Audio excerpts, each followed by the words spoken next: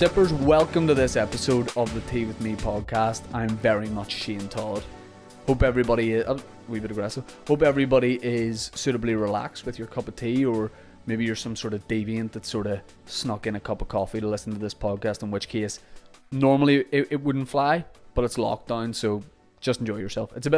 I want this podcast to be kind of like the last day of school, you know, where you're just running about enjoying yourself. It's like, you know, everything's a bit more relaxed. You know, you get your shirt signed by all your classmates. I don't know why people did that, but I mean, the only person who signed my shirt on the last day of school was a janitor, and he left his number, which was weird, but it's a good time. It's a good time. I've done my back in, okay, so that's always fun. I've done my back in because I'm 87 years old, but I'm not going to let that stop me enjoying this podcast. My guest this week was none other than Jamie Dornan. Jamie is from my hometown of Hollywood, where Rory McIlroy is also from. Hollywood and County Down. You know, a lot of people can't believe that three guys like us come from the same town. You know, that's what people always say all around the world. They go, that's crazy that, you know, such a small town yet it produced three guys that are like equally killing it career-wise. You know, you've got Rory McIlroy, one of the best golfers in the world. You've got Jamie Dornan, who just rises and rises as an actor, and if he's doing a series, he's doing a series, or he's doing a film, or he's doing something for Netflix. You know, he has a lot of irons in the fire. He continues to just be this like leading man. You know, he's done the 50 Shades films, he's done The Fall. And then they go, you've also got Sean Todd. And I go, it's actually Shane Todd. And they go, whatever. You know, but yeah, you know, I talk about this in stand-up, but about where I come from.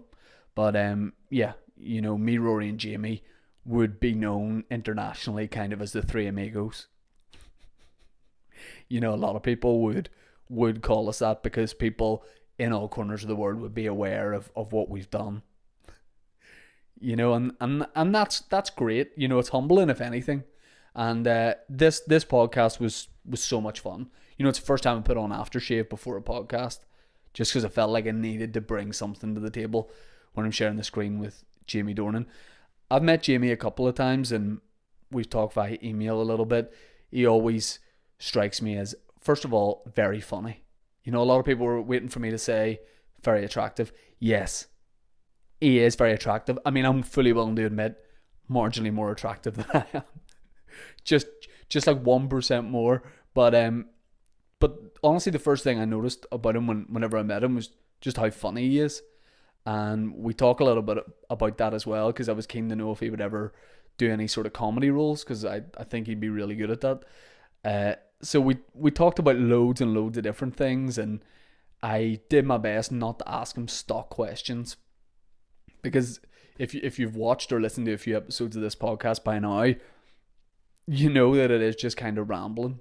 You know, not like physically rambling. I mean, there's probably some amateur mountaineers listening to this going, class, I've been waiting for the rambling podcast for a long time. I just mean kind of talking shit, you know, over a cup of tea. We talked about 1,000,001 different things, including the Tiger King, which was very enjoyable. And as a podcast guest, couldn't really ask for more. Guy clearly doesn't take himself too seriously. We were able to have a good joke. And yeah, we talked a little bit about fatherhood as well. So a wide range of topics, and really glad he agreed to do the podcast, and I hope you guys are going to enjoy it. Before we start, let me make you aware of the Patreon, which is patreon.com/teawithmepodcast, where you can get an extra bonus podcast on a Monday, as well as some ticket giveaways and merch giveaways and things like that. That helps support the podcast. So that's patreon.com/teawithmepodcast. If you want to subscribe to the podcast on Apple Podcasts, nobody should stop you doing that. So just go and do it. You get 2 episodes of the podcast every week, and then 1 a week goes onto the Patreon. Without any further ado, please enjoy the Jamie Dornan episode of the Tea With Me podcast. I'm just mucked up by it. Here we go. Yeah. What are you saying? Are you comfortable? Are you relaxed? I'm very comfortable. I've got a cup of tea. Has my That's what I like to see. my name on it. Do you know what's right? This is mental. I had Eamon Holmes on the podcast last week, and he has exactly the same mug as you, right, with his name on it. So what are these mugs given out to Northern Irish celebrities, and why do they not get one? Well, you're not. There's a like a game. You know, there's just different levels. and you're not at that kind of level yet. You think I'm still playing the demo? Locally made up in Antrim, and they send them out as soon as they feel you're worthy, basically. Who has them? You, Holmes, Frank Mitchell, Me, Mary Winker, Peters. Winker Watson. Oh, Winker definitely has one. Mary Peters has loads of collection, big collection of them, and Barry, who's the weather guy? Barry Best. Barry Best. You've moved away from here for too long. Barry Best. Unreal. Barry Best. Unless Barry Best is an older guy that was slightly before my time.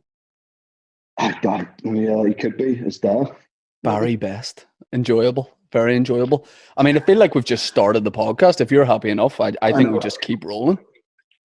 Let's just go. Let's do it.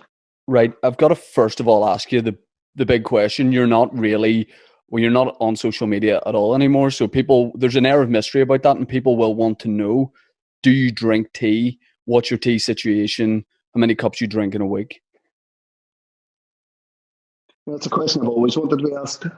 Let me think about it. I do drink tea. When I was younger, when I was a kid, I used to think that it was really cool to be addicted to tea. I remember hearing that word addict, thinking it was like a positive word. Why, when you were a kid, was it cool to be addicted to things and have knee injuries? I'll tell you why. Because there's that show Telly Addict. Do you remember? Yeah. With Noel Edmonds, I want to say. Right. Edmonds presented everything around that time anyway. So everything. So he did that, and we obviously watched it as a family. And there's a bit at the end that was all just for kids, called Noel's House Party or something. And yes, Noel's House Party. Yeah, yeah, right. We get all these class presents away. Might not even be connected to the same show, whatever. I remember just loving that show and the word addict and going, "Oh, addict's that's a cool thing." And then asking my dad or my mum what it meant, and they were like, it means that you like something so much that you can't stop having it." And I was like, okay. And I was like tea? And they were like, yeah, you really like tea. And I was like, so I'm a tea addict? And they were like, yeah, guess you're a tea addict. And I wore it like a badge of honor. I thought it was absolutely class. I go around going, I'm actually addicted to tea. I'm an addict. I've got... So they're trying to wean me onto the peppermint here, but yeah, but I won't. But back in the day, they didn't have peppermint back. This is in the glory years of just builders, and that was it. Just straight up tea. I mean, yeah, I feel like saying that you were really into adult drinks was big back in the day, and if you played football when you were a kid, to say that you had, and I quote, dodgy knees. I mean, no child had dodgy knees, but lads in the playground used to wear full knee straps. God, it's exactly. I mean, I have more of a rugby background. It was exactly the same type of thing. You're going on about your gammy shoulder or something like when you're 12. There was always a fella during the warm up as well who would be like, "Nah, lads," he'd drop out and start doing his own weird stretches. He was 100% fine. He was 100% fine. How many cups of tea do you reckon you take on board in a week? Way less. Since my addict days, since you joined Tea Anonymous. I'm doing really well. My sponsor says I'm doing really well. I barely drink tea. You know what? You and I talked for a number of years about trying to do something together, and I'm always like, no, fuck off. But now I've got literally nothing to do. I thought, well, I'll give some a run out. But I looked up this thing. I didn't realize it was about tea until about 10 minutes ago, and our tea themed. So I ran down, and I would say this is the first cup of tea I've had in about 3 weeks. See, I thought this whole lockdown would bring people together with tea a lot more, like people like yourself. I mean, not as extreme as yourself, people who had full addictions, but people who maybe just flirted with tea. I think now is the time where you're just going to drink a lot of tea. Well, there's also the whole track that it's meant to wane off COVID-19 warm drinks. Yeah, so, through a drip. If anyone was taking it that far, I'd be so impressed. Would that not be the It's most like Northern ID. Irish thing? We're just going to give this a go here and see what happens. I used to, when I first moved to London, 2002, I didn't know anybody, and I worked in a pub for 6 months.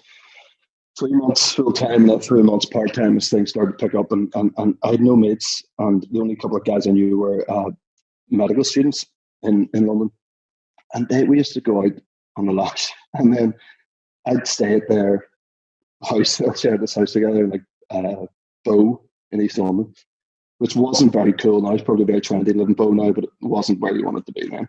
And the next morning, like on a Saturday, Sunday morning, they'd have stolen drips and other equipment from the hospital, and they'd be sitting. That was their way of dealing with a hangover, and they would sit there with their IV in, just sitting there like watching like highlights of football or whatever, just with a drip, and just rehydrating themselves. I mean, it was kind of unbelievable. Yeah, I mean, definitely. I'd like to hope that those people now do not practice medicine, because that's dodgy. Like. They do. One of them's up in Craigavon or something. So yeah, if you get sick in Craigavon, don't go see that guy. Like after. What's your lockdown situation? Are you in England at the minute, or in the countryside? I'm in the countryside. We were had the whole family in New York. I was about to start shooting a mini series out in New York, and we were renting a place in Brooklyn, and we were 3 days from starting to film it. We'd been there for 3 weeks, rehearsals and all the pre-production stuff. And 3 days before this all happened, we got locked. We got shut down after a couple of days. Initially, just for 10 days, and then as the news got worse and worse, and I was like, we just had a calling to get home. We were just like, it's going to get bad here. Let's get home. So we all jumped on a flight, and we've been home for 2.5 weeks or something. So to be honest, it's the best place we could be, because we live in the countryside. We've got a bit of space. The kids can run around a bit, not losing their minds. We're homeschooling them. I've actually just done PE, just taken the PE class. I like to think you put some sort of like old school like Slazenger tracksuit on, whistle around the neck. You know what? I actually did. The first day, I was much more. I actually was going to train. I'm trying to like keep as fit as I can in the midst of all this. I think it's for your sanity, you have to. And I scheduled my day so that I would take PE and then go straight into training myself. So I was feeling killed out, and I must have looked ridiculous. And I had them doing circuits. I mean, this is only the older two. They're 6 and 4. 2 little girls. I've got another 1-year-old girl. And I had them doing circuits. Now, it wasn't that tough, I didn't think. It started on the trampoline. There was a minute and a half dancing, and then they had to pick up a rugby ball and like run around this thing, and then kick the rugby ball, chase after, and then eventually throw the ball in a bucket, and then get the rest, and then start again. And then twice, they were literally on their backs, absolutely knackered. And I was going, guys, we've got 5 more to go here. And they're going, no, Danny, I don't want to. So then I've really taken the foot off the gas since that with my PE. Today I'm just wearing normal clothes. We went out and, it's kind of tough to find something to do. A load of balls I threw around, all different coloured balls. I'd be like, pink, and then run and get the pink ones, put them back in the bag, and green. You know how it goes. And then more rugby. I don't know. I'm just like, I'm using what we have here. I've got rugby ball, footballs, and golf. So we're using what we have. And the rugby, I took my grubber kicks down the hill and making them like gather them. And I mean, I feel like you're getting more out of this than they are. As I'm saying this, I'm realizing that might be the case. Let me ask you this, because people are passing time with a lot of TV, a lot of Netflix. Please tell me you've watched Tiger King. Mate, come on, do you know anybody who hasn't watched it? What a phenomenal show. Do you think that like if you lived in that part of the world, you might have got tricked by Joe Exotic back in the day? Because he was tricking a lot of boys. Listen. I think those poor lads, they were like, 19, very impressionable age. That's a very impressionable age for me. 19. That's exactly when I was deciding to drop out of university. I said I wanted to move to London. I didn't really have too many opportunities. I knew a mate of mine back in Belfast who had been working in a pub and knew that he was leaving to come back to Belfast. So I knew there was going to be an opening in this pub, and the guy is an English guy who ran the pub, but he really liked Irish people too. So he was like, he'd said to my mate Neil that he wanted to fill the spot with another Irish person. So I was like, listen, I pretty much banked myself a job here just in the back of where I'm from. And but if in that time, with very little opportunity and having dropped out of uni, if the likes of Joe Exotic had called in and said, listen, you've got a great setup here, we'll feed you stuff from the bins at the back of Walmart. Like, that was, by the way, that bit was the most harrowing bit for me, that they were using that meat for the pizzas. Yeah. I mean, I don't know why up until that point you're like, I'll give Joe Exotic a chance here, and then when he did that, you're like, oh, Joe, for fuck's sake. I was like, I turned around to Millie, I was like, you know what, that's put me right off. He's I think something up with him. I think he definitely would have snared me, because like I remember even about 10 years ago there was a guy lived down our street and he had a 3-legged dog, and I would spend about 6 hours in his garden. So I mean, if he had tigers, different ball game. I'd definitely had a ring on my finger for sure.